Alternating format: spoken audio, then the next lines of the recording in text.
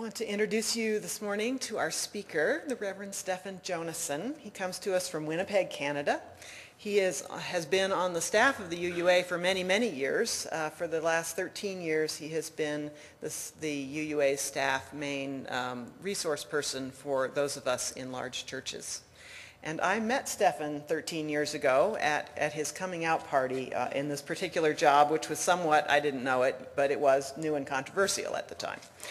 And our church had just moved into that large church category, and so I was invited to this little gathering. And since about the controversial stuff I didn't know anything about, I was alone for a while with Stephen. And on that, I left that gathering once a few other people finally arrived, and I thought, if getting to talk to this guy is what we get for being a large church, I'm all for it. So, Stephen is a wealth of information and deep thought about Unitarian Universalism, about congregations, and about large congregations.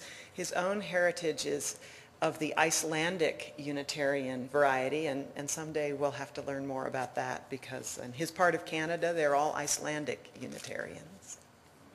Stephen, it's good to have you with us here. Thank you.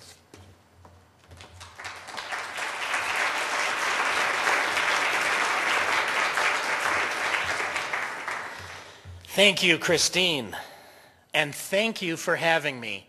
It is always a delight to visit First Unitarian and to be with you for worship and for other events, and it's a particular delight this time to actually be with you at 4 different campuses, which just shows how innovative and creative you are as a congregation and what a pioneer you are in our religious movement. It is also, I have to tell you, a delicious irony that you should choose to have a contemporary service and invite Mr. Tradition to occupy the pulpit for the day. I long ago put away my robes and tabs, and I've put away my morning coat, and this morning I've even lost my tie to get with the spirit.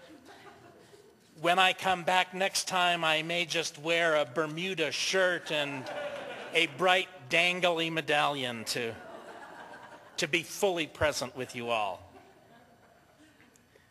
When I was asked last year to become the Director of Growth Strategies for the Unitarian Universalist Association, I joked that it was rather like being asked in the political realm to become Secretary of the Treasury on the eve of a recession. The statistics were not promising. After 3 decades of incremental growth, the membership of Unitarian Universalist congregations had declined slightly in each of the 3 previous years.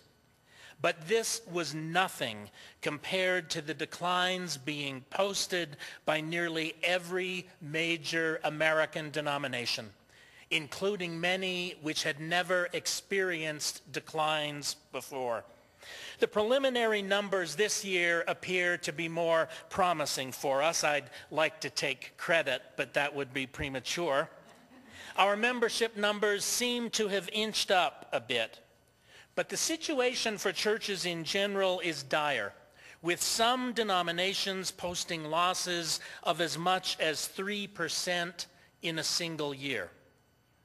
Indeed, the landscape for congregations looking into the future is not a promising one. We can expect that many of the congregations that have dotted America's landscape for generations will go out of business during the coming generation.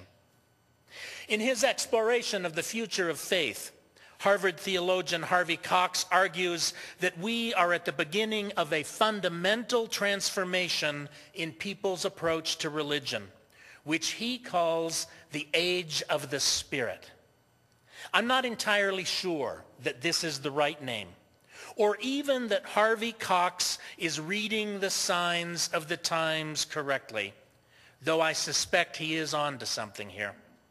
But if liberal religion is to survive and prosper, it will need to read the spirit of the age and respond accordingly. But to be perfectly honest, I don't see the unqualified resurgence of religion that Harvey Cox describes. Quite the contrary, I see its continued erosion in the first world countries and in the United States, which is now moving closer to Europe in this regard, with my homeland of Canada occupying the space somewhere in the middle. Attendance is declining. The importance of churches in the public sphere is eroding. Nevertheless, an overall change in the religious climate does not affect each of its constituent parts equally. Some microclimates will cool off. Some will get very chilly, while others will heat up. The internet has empowered rather than diminished the expression of diverse ideas and the development of diverse communities, since critical mass is no longer limited by geographic proximity. Further back in history, the printing press put scribes out of work while employing printers and booksellers. So I do not despair over changes and trends in the larger religious landscape. I see these changes and trends as holding much promise and creating new opportunities for our, well, let's say, unconventional approach to being religious. So I'm quietly optimistic, sometimes almost giddily hopeful about the prospect for the liberal religious traditions and Unitarian Universalism in particular to outperform the curve in the years ahead. Our faith is so clearly congruent with the spirit of the age in which we live that I see little reason why Unitarian Universalism should not grow significantly and prosper, even if the overall rate of religious participation in America declines precipitously. Last year, a United Church of Christ minister, Lillian Daniel, caused quite a stir with her blog post challenging the glib assertions of the countless individuals she's encountered who profess to be spiritual but not religious. In particular, she was criticizing those who make this claim with condescending airs of superiority, hinting that religious communities are for the weak or unsophisticated, while their leaders are self-serving hucksters. Like me, Lillian Daniel has often found herself trapped on planes or in other public venues where her seatmates have taken the liberty of letting her know everything that's wrong with her vocation and her commitment to organized religion. So she shot back. Being privately spiritual but not religious just doesn't interest me, she wrote. There is nothing challenging about having deep thoughts all by oneself. What is interesting is doing this work in community, where other people might call you on stuff, or heaven forbid, disagree with you. Where life with God gets rich and provocative is when you dig deeply into a tradition that you did not invent all for yourself. Lillian Daniel was roundly criticized for her words. If she had asked me, I could have advised her to hold back. She was especially criticized by fellow religious liberals who accused her of being strident and insensitive, judgmental and whiny, all characteristics that endear her to me. However, I have to say, I think she was essentially correct. Her sin, if you will, was in employing a negative argument to make a positive point. People really don't like having their cliches questioned. And we religious liberals in particular don't much like unpleasant discourse, especially if it's us and our friends who are the subject of the conversation.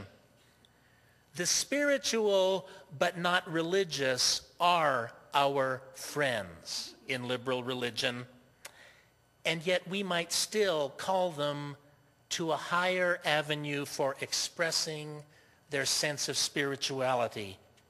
Indeed, being their friend demands it.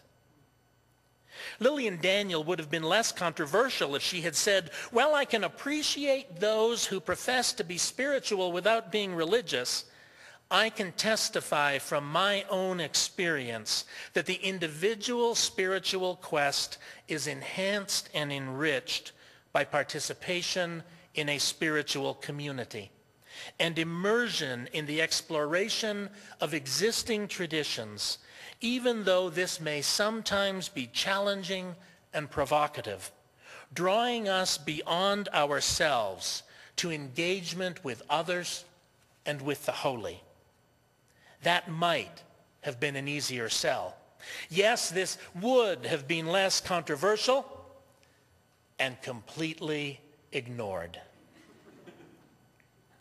Somewhere along the line, we have become timid, even embarrassed, about bearing witness to the value of religious community and time-tested traditions that might give life meaning and purpose, even within the context of a contemporary service. Even when these communities and traditions are liberal in spirit and wholesome in their effects. This timidity has coincided with the privatization of religious faith and spiritual practice, to the point where many would prefer to be spiritual know-it-alls on their own to being honest doubters and earnest seekers in a community of kindred spirits. I believe we have been diminished by this development as individuals and as a society. The spiritual crisis of our age is loneliness. America is arguably the loneliest society in the history of humankind, notwithstanding the remarkable, almost magical technologies we have to connect us in ways in which even geography need not be a barrier. A decade ago, I scoffed at Robert Putnam's book, Bowling Alone, in which he lamented the serious decline of what he called social capital in this country, a decline that could be seen in the phenomenon that gave rise to the title, the growing number of people who were showing up at bowling alleys, renting a lane and shoes, and proceeding to bowl by themselves. I scoffed at first, but I've since concluded that Putnam may have been understating the magnitude of the problem. When surveyed, the largest single number of Americans today report that they have no close friend with whom to share important news, from abounding joys to cavernous sorrows. No one. Many of the rest report only one or two. What's the point of having a cell phone if there's no one to call with whom you might have a deep and meaningful conversation, one that would use up all of your plan's minutes? The spiritual crisis of our age is loneliness, and I would respectfully submit that liberal religious communities offer an important, life-giving, life-affirming response to this crisis. So we are called to overcome our bashfulness and embarrassment and timidity so that we might invite and welcome others to join us on this magnificent adventure of the Spirit. Now, Lillian Daniel wasn't the first minister to stir up controversy about the value of religious communities and their traditions.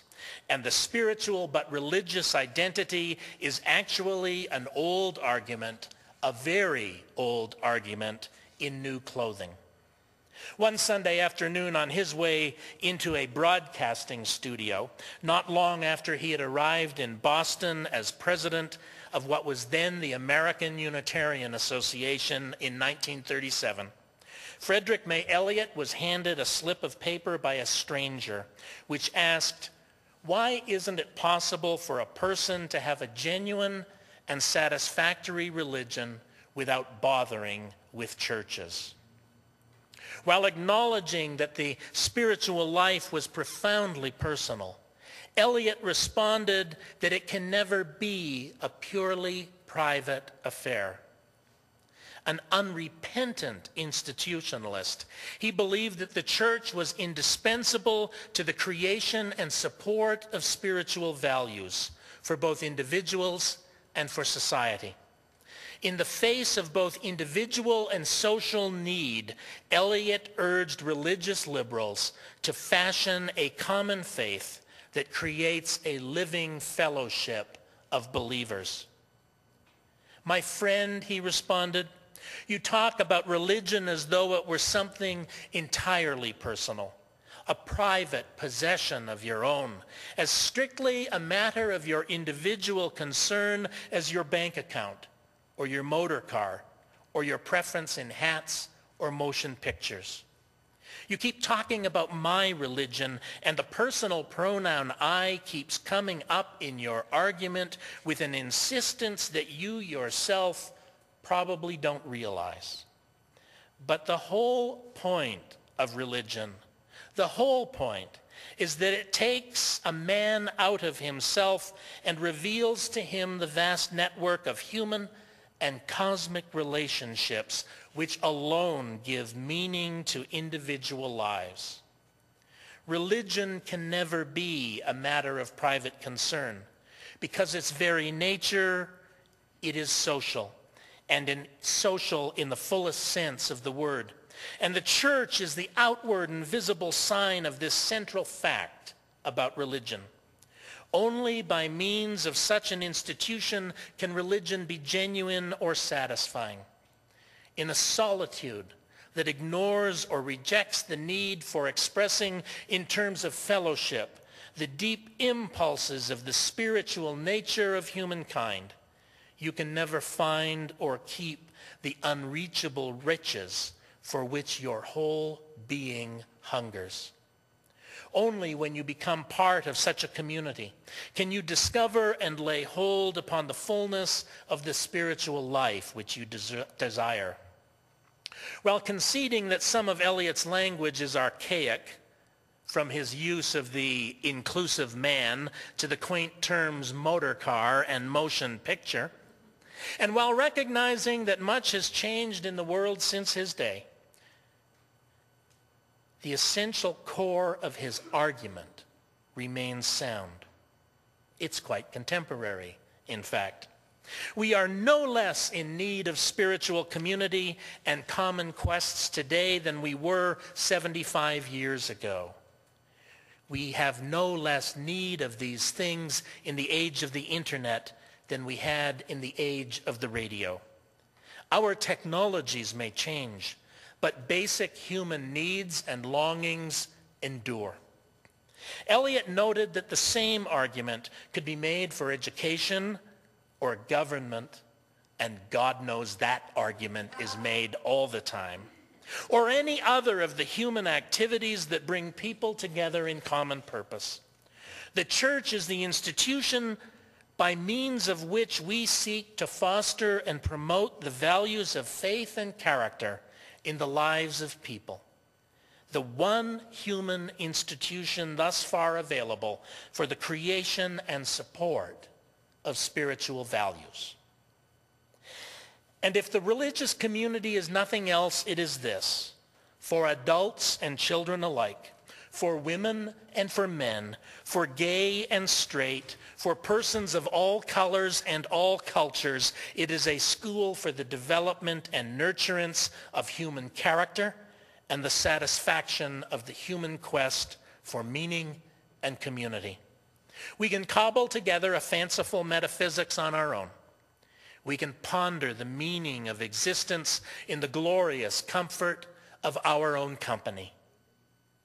We can retreat to the backyards and decks of our own homes and enjoy our surroundings as we will. But the development of character and the satisfaction of our hunger for meaning and for relationships with one another calls us into those relationships, to community, to the living fellowship of believers that lay at the heart of our noteworthy forebears' faith and vocation. I am convinced that liberal religion, and Unitarian Universalism in particular, is uniquely positioned to serve the changing landscape that Harvey Cox has described. If there is a resurgence of religion going on amidst the decay of traditional religious institutions, as he suggests, then that resurgence seems to be taking the shape of values and attitudes that seem quite similar to those of religious liberals throughout the ages.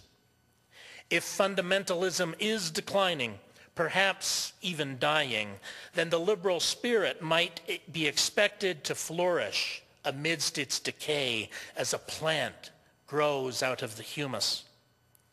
If this is the age of the Spirit, then those who sing vigorously to the Spirit of life have surely tapped into the songs that represent the age itself. And if this age is truly characterized by the rediscovery of the sacred in the immanent, the spiritual within the secular, then it seems to be standing upon the very ground that we call home. And community is crucial to this, whatever the landscape, whatever the technological changes. Waldemar Argau, who was one of our most prominent ministers half a century ago, which is about as recent and contemporary as I ever really get, he advised nearly 60 years ago now that the first law of life is adjust or perish. Whatever cannot accommodate itself to the changes, surprises, and vicissitudes of life inexorably will be wiped out. Liberal religion seems well adapted to the spirit of this age, recognizing that the liberal way in religion, the Unitarian Universalist way, is an affirmation of the essential goodness and nobility of life, and a consecration to the highest values humanity knows, as well as a technique for realizing those values and living by them.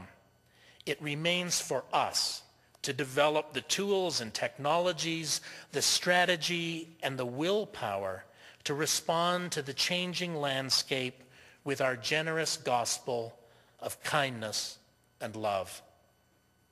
It is to this task, Waldemar Argau declared, the redemption of the present and the betterment of the future, the maturation of humanity and the bringing to flower of our noblest potentialities, that liberal religion fervently and with a sense of urgency is dedicated. This is what may yet be the saving of us, and this is why I have the temerity to say with no apology that liberal religion is the answer. Those of us who gathered in Orlando earlier this week to discuss the theme Congregations and Beyond, to imagine together what Unitarian Universalism might look like as it grows beyond the walls of its bricks and mortar congregations to once again reach out to a hungry world, to a broken world. Those of us who gathered in Orlando left believing firmly that there were indeed more people to be reached and served and brought into our congregations. We left hopeful that liberal religion does indeed have a future. And so does liberal religion have a future, as long as congregations like this one offer a welcome home to those seeking spiritual community, as long as congregations like this one convey their principles and values in ways that are relevant to the spirit of the age, as long as congregations like this one branch out in new and contemporary ways in service to the thirsty, longing souls who might be nourished and sustained, even saved, by our positive and progressive faith, then the answer is yes. And not just any future, but a robust one. Does liberal religion have a future? I hope so. I expect so. For the sake of the earth, it had better.